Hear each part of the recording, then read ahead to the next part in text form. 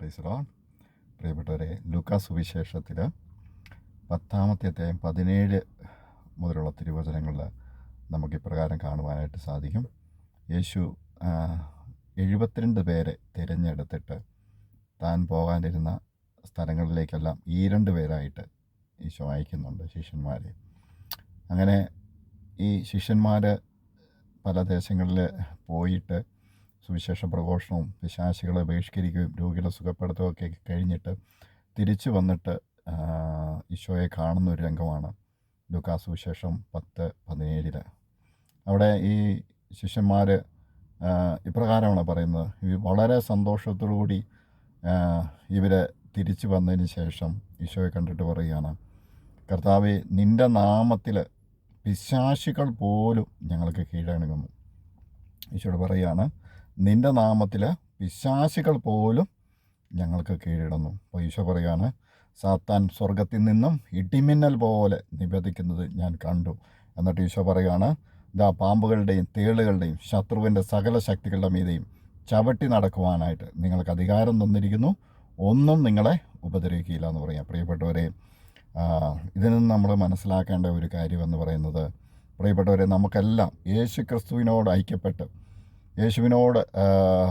യേശുവിൽ വിശ്വസിക്കുന്ന ഒരു വ്യക്തി എന്ന നിലയിൽ നമുക്കെല്ലാം ഉപയോഗിക്കാൻ പറ്റുന്ന ഏറ്റവും ശക്തമായ നാമമാണ് യേശു എന്ന നാമം. കാരണം പിശാചുകൾ പോലും മനുഷ്യന് കീഴ്പ്പെടുന്ന നാമമാണ് യേശു എന്ന നാമം. അതുകൊണ്ടാണ് ഈശോ പറഞ്ഞത്, സാത്താൻ സ്വർഗത്തിൽ നിന്ന് ഇടിമിന്നൽ പോലെ നിബന്ധിക്കുന്നത് ഞാൻ കണ്ടു എന്നാണ് പറഞ്ഞത്.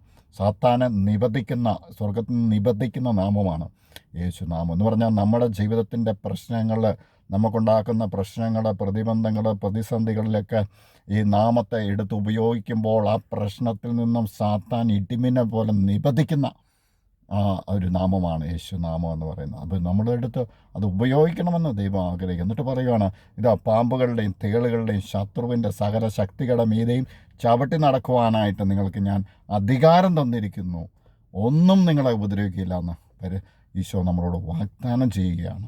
അപ്പോൾ അത് വിശ്വസിക്കണം. കർത്താവിൻ്റെ വചനങ്ങൾ നമ്മൾ വിശ്വസിക്കണം. കർത്താവിൻ്റെ വാഗ്ദാനങ്ങൾ നമ്മൾ വിശ്വസിക്കണം. ആ വചനങ്ങൾ നമ്മൾ ഹൃദയത്തിൽ സ്വീകരിക്കണം, ഏറ്റെടുക്കണം. എന്നിട്ട് ആ വിശ്വാസത്തിൽ നിന്നുകൊണ്ട് നമ്മൾ പ്രഖ്യാപിക്കുമ്പോൾ സാത്താൻ ഇടിമിന്നൽ പോലെ നമ്മുടെയൊക്കെ പ്രശ്നങ്ങളുടെ മേഖല നിബന്ധിക്കുന്നത് കാണാനായിട്ട് നമുക്ക് സാധിക്കും. നമുക്കറിയാം, അപ്പോസ്തല പ്രവർത്തനങ്ങളിൽ പൗലോസ്ലീഹ ഇങ്ങനെ സുവിശേഷ പ്രഘോഷണമായിട്ട് പോകുന്ന വഴിയിൽ ആത്മാവ് ബാധിച്ച ഒരു പെൺകുട്ടി, അതായത് പ്രവചിക്കുന്ന ഒരു ആത്മാവ് ബാധിച്ച പെൺകുട്ടിയെ ഉപയോഗിച്ചുകൊണ്ട് കുറേ ആളുകൾ അവളെ ഉപയോഗിച്ചുകൊണ്ട് സമ്പാദിക്കുകയാണ്. അവൾ മറ്റുള്ളവരുടെ ഭാവിയെക്കുറിച്ച് പ്രവചിക്കും, ഭാവിയെക്കുറിച്ച് പറയും, ഭാവി ഫലം പ്രവചിക്കുന്ന ഒരു പെൺകുട്ടിയാണ്. അപ്പോൾ അവൾ ഈ പൗലോസ്ലീഹയെ കണ്ടപ്പോൾ, നീ അത്യുന്നതനായ ദൈവത്തിൻ്റെ ശുശ്രൂഷകരാണെന്നൊക്കെ പറഞ്ഞ് പൗലോസിനെ നോക്കി പ്രവചിക്കുകയാണ്. അല്ലെങ്കിൽ പൗലോസിനെ ഭാവിയെക്കുറിച്ച് പ്രവചിച്ചുകൊണ്ടിരിക്കുമ്പോൾ പൗലോസിനെ ഇത്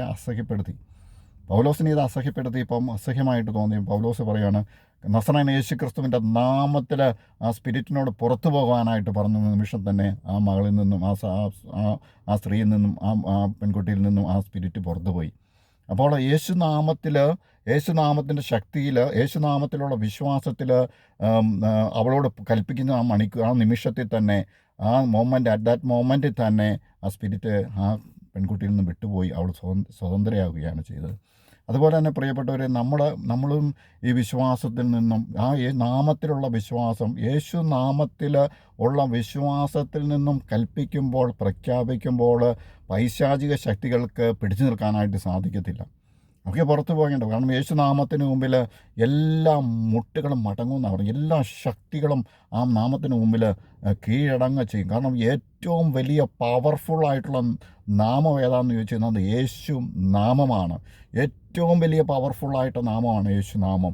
ആ യേശുനാമത്തെ നമ്മൾ ഉപയോഗിക്കാതിരിക്കാൻ വേണ്ടി പിശാച് എപ്പോഴും, അല്ലേ, സാത്താൻ എപ്പോഴും ശ്രമിക്കുന്നത് നമ്മൾ ആ നാമം ഉപയോഗിക്കരുതെന്നുള്ളത് സാത്താൻ്റെ അജണ്ടയാണ്. കാരണം ആ നാമം ഉപയോഗിക്കുന്നിടത്ത് സാത്താന് പിടിച്ചു നിൽക്കാൻ പറ്റില്ല.